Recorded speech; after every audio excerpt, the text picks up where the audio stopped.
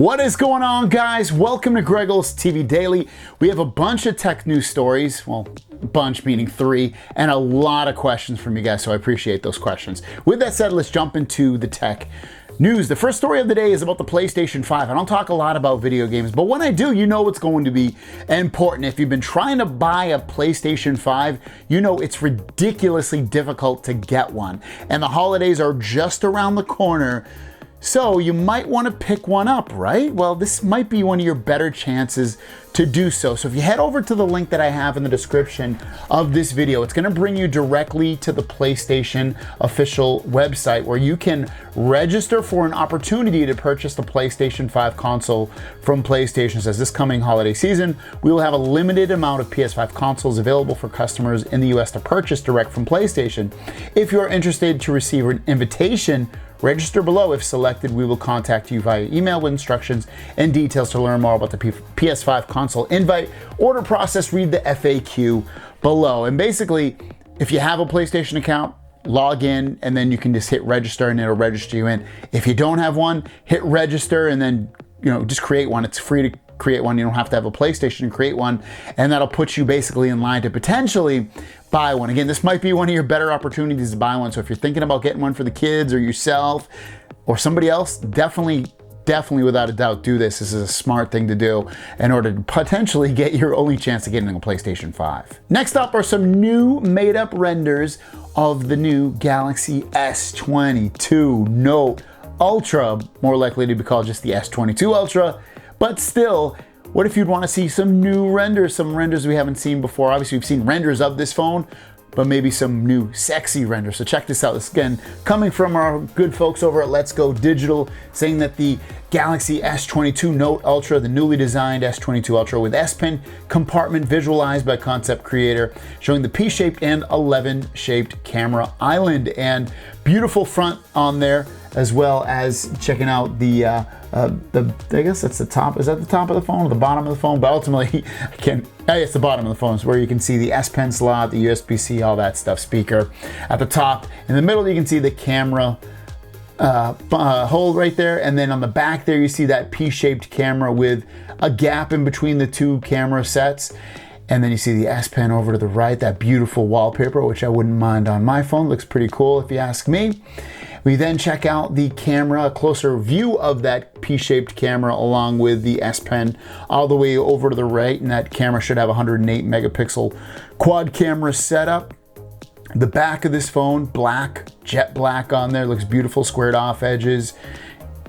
And then lastly, you see this one, which just shows the screen on basically, and the back of the phone, and just probably makes your mouth melt, especially if you're craving a Note phone. This is gonna be really probably your only opportunity, or at least your next opportunity at a full Note experience with the Bluetooth S Pen, the great camera, the great specs, the great feel in your hand. This is gonna be the phone that you're probably gonna wanna get if you're a huge Note fan. Next up is about October 20th, which is Samsung Galaxy Unpacked 2. They are announcing something new. Now, yesterday we talked about what they're potentially gonna be announcing, which would be the Galaxy S21 Fan Edition. But now we're hearing, nope, that's not it. And at this point, if it's not it, what is it? So check these tweets out. First tweet comes from John Prosser, who says, Samsung's Galaxy S21 Fan Edition is delayed until January. As far as I know, launch is rescheduled for January 11th, 2022. And Max Weinbach also chimed in saying January. He left the date blank, 2022, S21 Fan Edition.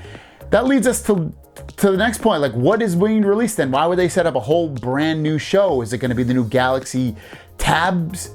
I don't think so, because those are supposed to not come out until early next year too. So it's like, we're left with, what are they actually going to announce? And I'll be honest with you, I'm kind of stumped. I mean, Max and John have great track records. They're not 100%, no one's 100%. I don't know, I kind of feel like it's still gonna be the S21 Fan Edition, but what could it be? It's not gonna be the S22. I doubt it's gonna be the Tab. What is it gonna be? That's what I want you guys to tell me in the comments down below. What are they gonna release if it's not the S21 Fan Edition? Put that in the comments down below. With that said, guys, let's jump into the Q&A portion of the video and drop that beat.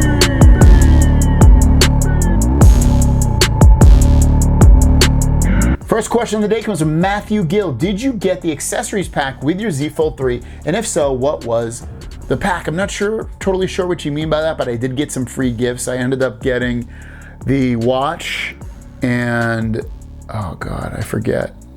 I think I just got the watch, and my wife got the Buds 2. She got like a charger, a charging brick, and the S Pen case. Shay Darshan says, S21 come with One UI 4, because why would Samsung want to launch a phone with Android 11 when Android 12 is just around the corner? Now, if the S21 Fan Edition launches next week, I doubt it's gonna come with One UI 4. I'd say no to that. Maybe that's the reason they're waiting until January. Now, if it comes out in January, yeah, I would assume it would come with One UI 4. Brad James, I love your channel. I'm wondering why you got into YouTube tech videos and when you made that decision. So I made my first video, I think 5 or 6 years ago. I'd have to exactly, like, I always forget, but like 5 or 6 years ago, was doing video games at first with my buddy Dan, and when it wasn't really tracking on, nobody was watching our videos except ourselves, really. And then I got an NVIDIA Shield, and I'm like, oh my God, I got 1,000 views in like a week. And I was like, this is awesome. This is what I'm gonna do. So I did 1 million videos on the NVIDIA Shield, which is a streaming TV box. It's a great one.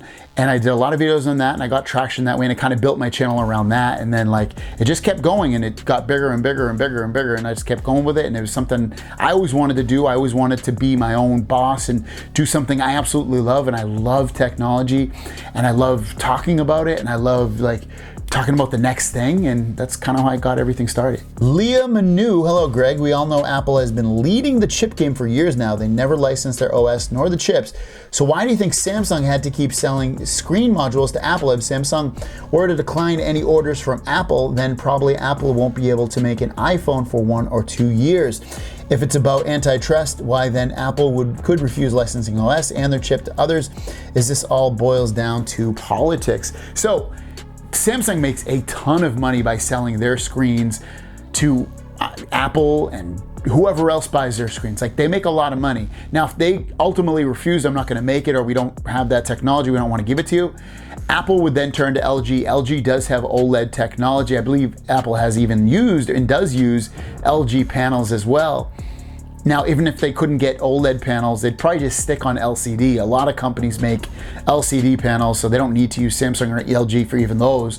So they really could just wait and then kind of build up their own thing later. But everybody kind of works together, and that's how the whole economy works, of, you know, supply and demand, and everybody helps each other. And it's not for the love of helping each other, it's really to make money. It's like Samsung makes money by selling devices, but then they also make a lot of money selling parts to these other manufacturers. Walrick Pedal says, what do you think about the Spigen ThinFit P case that houses the fold pen? Can phone still fit in the pocket and that case on? I don't have that case, unfortunately. It sounds like I should probably buy it due to you guys always have questions about it.